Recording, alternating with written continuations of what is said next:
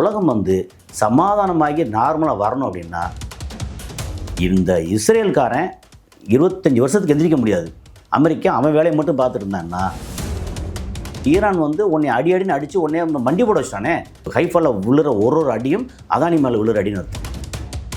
இந்த மொத்த இழப்பும் என்ன சொன்னாங்கன்னா கிட்டத்தட்ட 120 130 லட்சம் கோடின்றாங்க.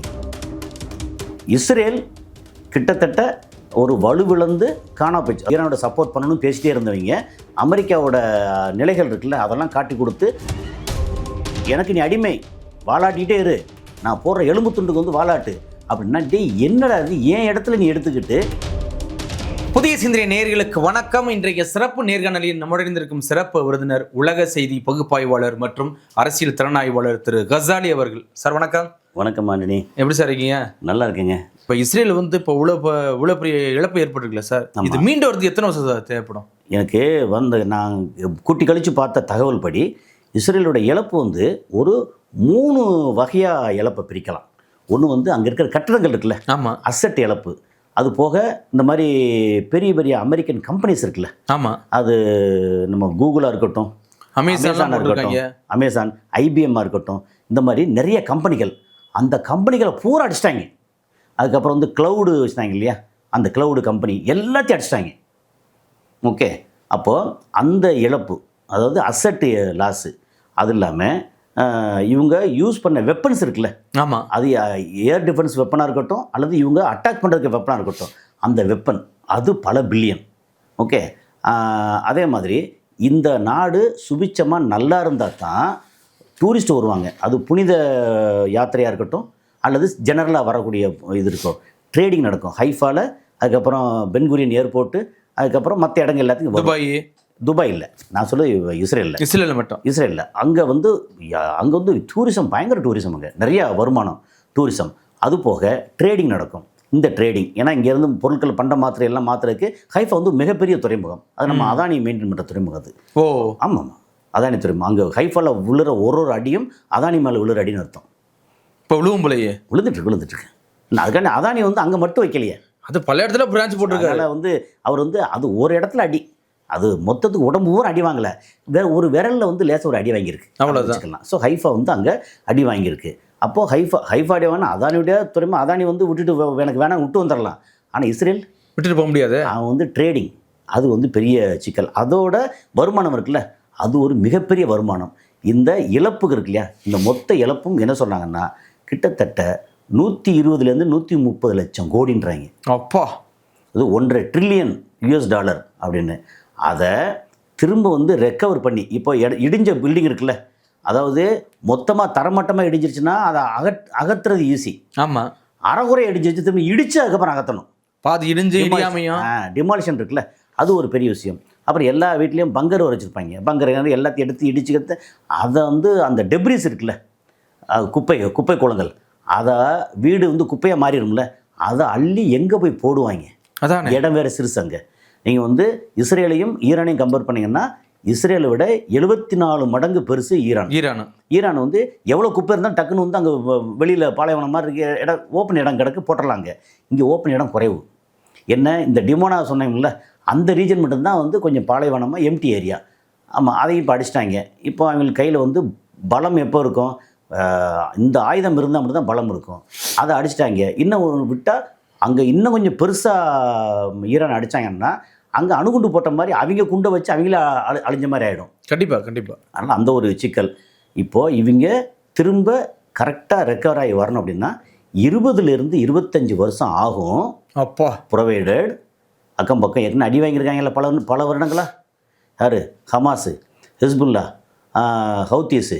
என்ன ஹவுத்தீஸ் அடி வாங்கினோன்னா அங்கே ஏமனில் வந்து ஹவுத்தீஸ் இருக்காங்கன்னு சொல்லிட்டு குண்டு மலை பொழிஞ்சாங்க தெரியுமில்ல. ஆமாம், அப்போது ஹவுத்தீஸு இவங்கெல்லாம் சேர்ந்து, அதுக்கப்புறம் வந்து கத்தாப் ஐஆர்ஜிசி, அதுக்கப்புறம் சிரியாவில் இருக்காங்க. இவங்க எல்லாம் வந்து இவங்கள இஸ்ரேலில் ஓகே போனால் போ அப்படின்னு மன்னிச்சு விட்டு அமைதியாக இருக்கணும். திரும்ப சண்டை போடுதானே, சண்டை போடுவாங்களா, வளர்ச்சியை பார்ப்பாங்களா? அதானே. அது போக வேலைக்கு வந்தது இதுக்கு முன்னாடி வந்து இஸ்ரேலில் வேலை செஞ்சது மேக்சிமம் வந்து இங்கே ஜெருசலத்திலேருந்து, வெஸ்ட் பேங்கில் இருந்தும் காசாலேருந்தும் இருந்தும் முஸ்லீம்கள் அல்லது பாலஸ்தீனர்கள், முஸ்லீம்களோட பாலஸ்தீனர்கள். ஆமாம், அங்கே வந்து கிறிஸ்டியனும் உண்டு. ஓகே, அவங்க எல்லாம் வந்து வேலை செஞ்சாங்க. இதுக்கப்புறம் அங்கே போய் வேலை செய்ய போகிறாங்களா என்னன்னு தெரியாது. அதுவும் டவுட் தானே சார்? தெரியாது. அது போய் இந்தியாவிலேருந்து 10,000 பேர் போனாங்களாங்க. ஆமாம். ஸோ இந்த மாதிரி 25 வருஷம் 20-25 வருஷம் ஆகும் எந்த பிரச்சனையும் இல்லாமல் சுமூகமாக போனான். திரும்ப திரும்ப பிரச்சனை வந்துக்கிட்டு இருந்துச்சுன்னா அவன் எப்போ டெவலப் ஆக போகிறான், என்ன பண்ண போகிறான்னு வந்து உலகத்தின் மிகப்பெரிய கொஸ்டின் மார்க் என்னென்னா, இஸ்ரேல் கிட்டத்தட்ட ஒரு வலுவிழந்து காணா போச்சு. அது மேப்பே இல்லாமல் காணா போகாது.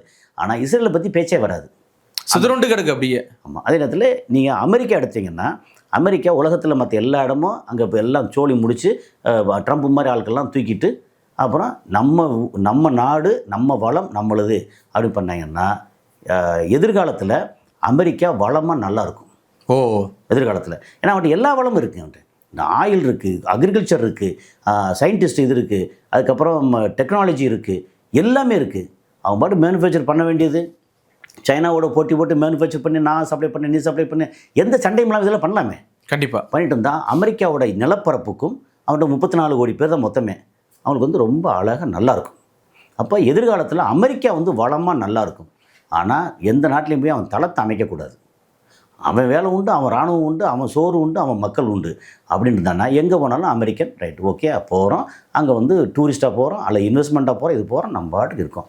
அப்படி வந்தால் எந்த ஒரு பிரச்சனையும் வராது. இது மாதிரி தலையிடாமல் இருந்தால் அமெரிக்கா வந்து எதிர்காலத்தில் ரொம்ப சிறப்பாக இருக்கும். அதே மாதிரி ஈரான் இது வரைக்கும் பட்ட கஷ்டமெல்லாம் இல்லாமல் ஈரான் வந்து ரொம்ப நல்ல வளமாக வந்துடும். கண்டிப்பாக இதே இது வந்து எந்த பிரச்சனையும் இல்லாமல் எப்படியே போச்சுன்னா வழக்கம் போல் துபாயாக இருக்கும். கொஞ்சம் லேசாக பெருசாக அடிவாங்கலை லேசாக. ஆனால் இப்போ என்ன கொஞ்சம் ஆட்டங்கண்டு இருக்குது.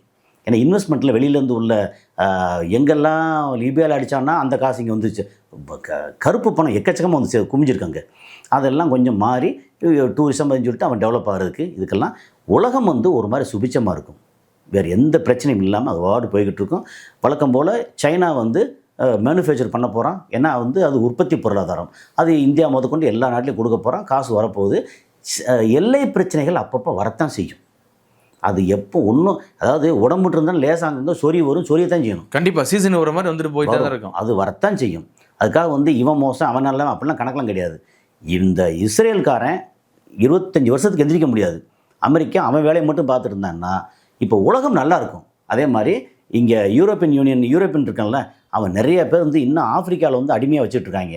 அவங்க பூரா விரட்ட போகிறாங்க. ஆல்ரெடி வந்து பர்கினோ ஃபாசோலேருந்து ஃப்ரெஞ்சுக்காரனை விரட்டிட்டாங்க. விரட்டி ஏன் நாடு ஏன் மக்கள் நான் பார்த்துக்கறேன், நீ உன் வேலையை பார்த்துட்டு போ அப்படின்னு விரட்டிட்டாங்க. அப்போ ஒவ்வொரு நாடும் விரட்ட ஆரம்பித்தாங்கன்னா என்னென்னா யூரோப்பியன் கண்ட்ரி அவங்க வந்து பெரிய வளமாக ரொம்ப ஓஹோன்னு இருக்காங்கல்ல, அது கொஞ்சம் குறையும். ஆனால் அதுக்காண்டி பிச்சை எடுக்கணும்னு அவசியம் இல்லை, குறையும். என்ன அடுத்தவனை ஆட்டையை போட்டு ரொம்ப ஓஹோன்னு இருக்காங்க, அடுத்த ஆட்டையை போட முடியாது. இருக்கிற வளர்த்துட்டு நிம்மதியாக இருக்க வச்சு நிம்மதியாக ஓகே போறியா பர்கினோ ஃபாசோ போறியா, ஓப்பா நான் ஃப்ரான்ஸ்லேருந்து வரேன், ஓகேவா வெல்கம் உட்காரு சாப்பிடு போ, நான் கொஞ்சம் இன்வெஸ்ட் பண்ணட்டுமா பண்ணு, ஆனால் அதிகாரம் பண்ணாத இன்வெஸ்ட்மெண்ட் பண்ணு ரைட் ஓகே. இப்போ என்னோட இன்வெஸ்ட்மெண்ட் அங்கே வந்து தரணும் நான் பண்ணுறேன், ஃப்ரான்ஸில் வந்து பண்ணுறேன் அப்படின்னு ஒருத்தருக்கு ஒருத்தர் நீயும் நானும் சமம் டேபிளில் உட்காந்து பேசும்போது ஈக்குவலாக பேசணும். நீ வந்து ராஜா மாதிரி மேலே உட்காந்துக்கிட்டு என்னை வந்து முட்டி போட்டு கீழே உட்கார சொல்லாத அப்படின்ற இது வந்து நிறைய மாறும். இந்த மாற்றம் வந்து என்னென்னா இந்த யூனிபோலார் அப்படின்றது இல்லாமல் இப்போ ஒருத்தன் தான் இன்றைக்கி அதிகாரம் பண்ணுறான் உலகத்தில். யூனிபோலாருங்கிறது அமெரிக்காவோட டாலர் அப்படி இல்லை. நமக்கு வந்து வெளியில் போனால் Indian currency okay, Indian currency இது செல்லும், அல்லது நீ வந்து கிரிப்டோ கரன்சியை மாற்றி இது கூட அது கூட. அப்புறம் யுவான் வந்து எல்லாமே யுவானில் போகணும் அப்படின்னா அதுவும் மாறும். யாருமே சைனாவோட கரன்சி வந்து யாரும் பெருசாக ஏற்றுக்க போகிறதில்ல. அதுபோல் பிரிக்ஸ் கரன்சி வருதா ரைட் ஓகே, பிரிக்ஸ் இந்த நாடெல்லாம் சேர்ந்து வருது, அந்த காமன் கரன்சி யூஸ் பண்ணுவோம், சொந்த கரன்சி யூஸ் பண்ண போகிறோம், பிரிக்ஸ் கரன்சி யூஸ் பண்ண போகிறோம் அப்படின்னு உலகம் வந்து சமாதானமாகி நார்மலாக வரணும் அப்படின்னா அமெரிக்கா கை இறங்கிருச்சு ஆல்ரெடி. ஆனால் இப்போ முழுக்க ஈராக்கு வந்து இன்றைக்கி வந்து ஈரானுக்கு சப்போர்ட்டாக இறங்குது, என்ன சார் காரணம்? ஏற்கனவே அது ஒரு பெரிய ஒரு சின்ன கதை தான், ஒரு கதை என்ன சின்ன விஷயந்தான். ஈராக்கில் வந்து ஒரு 93க்கு அப்புறம் வந்து இப்போ சதாம் ஹுசேனை வந்து பிடிச்சி தூக்கில் போட்டு ஆட்சி மாற்றம்னு வந்துச்சுல்ல. ஆமாம் சரி, அப்போ அந்த ஈராக்கில் வந்து ஆயில் இருக்குது ஓகே. அந்த ஈராக்கை எங்கே விற்கிறாங்க தெரியாது. அமெரிக்க கம்பெனிகள் அந்த ஆயிலை எடுத்து பல இடங்களுக்கு விற்கிறாங்க. சரி, அந்த காசு வந்து நேராக ஈராக்குக்கு வருதா? வரலை, நேராக அமெரிக்காவுக்கு போகுது. அமெரிக்காவுக்கு போய் அவன் கையில் காசு வச்சுருக்கான். மாதம் இங்கே அரசாங்கம் நடத்துறதுக்கு அமெரிக்காவோட அதுக்கு வந்து ஒரு டிபார்ட்மெண்ட் மாதிரி ஒன்று வச்சுருக்காங்க. அவன் வந்து காசு அனுப்புகிறான். ஓகே, உனக்கு எவ்வளோ தேவைப்படுது, எவ்வளோ பேர் இருக்காங்க, இந்த காசை அனுப்புகிறேன். சில நேரம் தப்பித்தவரையும் வந்து அங்கே இருக்கிற வந்து உணர்ச்சி அங்கே இருக்கிற அதிகாரத்தில் இருக்கிறவங்கள உணர்ச்சி மேலிட்டு வந்து ஈரான் பண்ணுறதுல என்ன தப்பு இருக்குது அதானே அப்படின்னு பேசுனான்னா இந்த மாதம் காசு உனக்கு இல்லை, ம் லேட் பண்ணுறது. இவன் சம்பளம் கொடுக்க முடியாமல் அதாவது ரோடு ஓடணும், இதை செய்யணும், பொது மக்களுக்கான இது சலுகைகள் அது எல்லாம் கொடுக்கணும்ல. இவன் நாட்டில் வரக்கூடிய பெட்ரோலியம் ப்ராடக்ட்டை பெட்ரோல் எடுத்துக்கிட்டு இவன் காசை வந்து அவன் கையில் வச்சுக்கிட்டு ஆட்டம் காட்டுறது. அப்போ எவ்வளோ நாள் பொறுத்திருப்பாங்க? இப்போ நம்ம ஊரில் இப்போ இது சொல்ல முடியா, நம்ம வந்து ஜிஎஸ்டின்ற பேரில் நம்ம தான் அதிகம் வரி கட்டுறோம், பூரா அதிகமாக குறைச்சோம், நம்ம வரி கட்டுறோம். அப்போது நமக்கு ஸ்டேட் வரியும் மொத்தமாக அவங்க வசூல் பண்ணிவிட்டு நமக்கு 50% முதல்ல கொடுக்கணும். அதை கொடுக்காம எவ்வளோ தள்ளி வச்சுருக்காங்க. ஆமாம், ஓகே, நமக்கு இதுக்கே எவ்வளோ கோவம் வருது.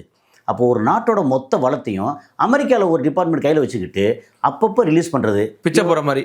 ஆமாம், கிட்டத்தட்ட அது மாதிரி தானே சார். கிட்டதான் எனக்கு நீ அடிமை, வாலாட்டிகிட்டே இரு, நான் போடுற எலும்பு துண்டுக்கு வந்து வாலாட்டு அப்படின்னா, டேய் என்னடா இது, என் இடத்துல நீ எடுத்துக்கிட்டு எனக்கே நீ ஆட்டம் காட்டுவியா அப்படின்னு அந்த உணர்ச்சி வரத்தானே செய்யும். கண்டிப்பாக அந்த உணர்ச்சியோட வெளிப்பாடு தான் இன்றைக்கி என்ன பண்ணிட்டாங்க. ஏற்கனவே வந்து ஈரானோட சப்போர்ட் பண்ணணும்னு பேசிட்டே இருந்தவங்க அமெரிக்காவோட நிலைகள் இருக்குல்ல அதெல்லாம் காட்டி கொடுத்து அடின்னு அடிக்க வச்சு அமெரிக்கா ஆட்கள்லாம் நிறைய வெளியேற்றிட்டாங்க. இப்போ வந்து ஓப்பன் டிக்ளேர் பண்ணியிருக்காங்க, நாங்கள் வந்து ஈரானோட சேர்ந்து போர் புரிய போகிறோம், அமெரிக்காவுக்கும் இஸ்ரேலுக்கும் எதிராக சூப்பர் டிக்ளேர் பண்ணியிருக்காங்க இப்போ. ஸோ இதுதான் இது வந்து எப்படின்னா, ஒருத்தர் அப்படி டிக்ளேர் பண்ணனா இன்னொருத்தருக்கு உணர்ச்சி வரும். கண்டிப்பாக சிரியாக்காரன் நானும் தான் வர்றேன், என்ன விட்டுறாத. அதுக்கப்புறம் எப்படி பார்த்தாலும் ஜிசிசி கண்ட்ரி இருக்காங்கல்ல, ஒரு 6 கண்ட்ரி மன்னராட்சி இருக்குது. அப்புறம் நான் ஜிசிசியில் வந்து இது ஜோர்டான் அங்கேயும் மன்னராட்சி. அவங்க எல்லாம் பயந்து போய் கிடக்காங்க. என்னென்னா இந்த மாதிரி அது ஒரு பெரிய சப்ஜெக்ட் அது. ஓகே, அது மாதிரி இது வந்து ஈராக்கு பண்ணுறது வந்து, எனக்கு நீ இப்படி பண்ணேன்னா நான் இவங்க கூட சேர்ந்து உன்னை அடிக்கிறேன், அதுக்கப்புறம் இங்கே உள்ள பெட்ரோலியம் ப்ராடக்ட் போகிறதெல்லாம் நானே வியாபாரம் பார்த்துக்கிறேன், நானே விற்று காசாகி என் பொருள் என்னோட வியாபாரம். பக்கத்தில் காமிச்சிட்டானே ஈரான் வந்து உன்னை அடின்னு அடித்து உன்னை மண்டி போட வச்சிட்டானே, நான் அவங்க கூட சேர்ந்துக்கிறேன், அவ்வளோதான். ஆமாம், இப்போ வந்து யாருக்கு வேணும், இந்தியாவுக்கு வேணுமா பெட்ரோல், நான் தர்றேன். நேரடியாக வாங்க. ஆமாம், சைனாவுக்கு வேணுமா, நான் தர்றேன். யாருக்கு வேணும், நான் தர்றேன். அவனு வாங்கினான்னா அதுக்கப்புறம் அவன்கிட்ட வந்து பிச்சைக்காரன் மாதிரி கையேந்த வேண்டியது இல்லையா, என் காசு என்னது. அப்புறம் அமெரிக்காரன் வந்தான்னா, வா விருந்தினராக வா, உட்காரு, சாப்பிடு, போய்கிட்டே இரு அப்படி வந்தாங்கன்னா. ஈராக் வந்து டைரெக்டாக இன்றைக்கி வந்து அனௌன்ஸ் பண்ணிட்டாங்க, ஓப்பன் ஈரானோட ஓப்பன் டிக்ளரேஷன் தான், ஈரானோட நாங்கள் வந்து இந்த போரில் நாங்கள் ஜாயின் பண்ணுறோம் அமெரிக்காவுக்கும் இஸ்ரேலுக்கும் எதிராக. ஏன்னா நிலப்பரப்பு பார்த்திங்கன்னா ஈரானோட கொஞ்சம் சிறுசு, ஈராக்கு பெரிய நிலப்பரப்பு. இந்த ரெண்டையும் கம்பைன் பண்ணிங்கன்னா இஸ்ரேல் வந்து ஒன்றுமே இல்லை. கண்டிப்பாக. ஆமாம் சார், இதில் வந்து பார்த்தீங்கன்னா சார், இப்போ நீங்கள் துபாயோட நிலைமை என்ன சார்? கண்டிப்பாக சார், நிறைய விஷயங்கள் பேசியிருக்கோம், தொடர்ச்சியாக சந்திப்போம். மிக்க நன்றி சார். நன்றி.